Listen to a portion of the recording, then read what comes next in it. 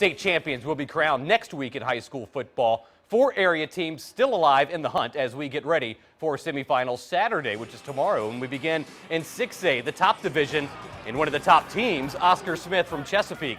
Last week, the Tigers shocked everyone but themselves when they knocked off nationally ranked Ocean Lakes. Tomorrow's state semifinal game is against Thomas Dale from Richmond. Oscar Smith is undefeated. Coach Richard Morgan, though, says Thomas Dale's 9-4 record doesn't mean anything.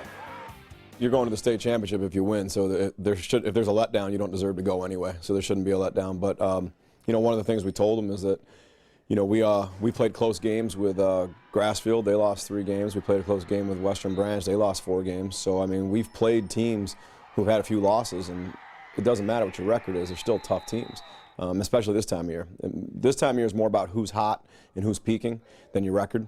And we're peaking right now. They're peaking also. So throw the records out the window. Kickoff is tomorrow at 1 o'clock at Oscar Smith. In 5A, Indian River from Chesapeake makes the trip to Highland Springs for the right to advance to the state finals.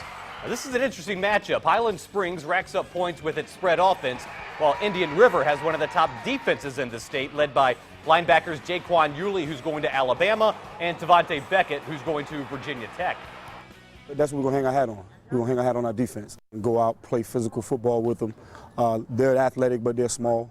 They're not the usual big teams, big guys that we've seen in the past couple weeks. So we'll go out and play physical football and see if they can match the physicality of our team. Indian River is trying to win its first state title since 1995. Back in those days, former NFL player James Boyd was a star for the Braves. And some of those former players on that state championship team from 20 years ago have been rallying around the 2015 version of Indian River.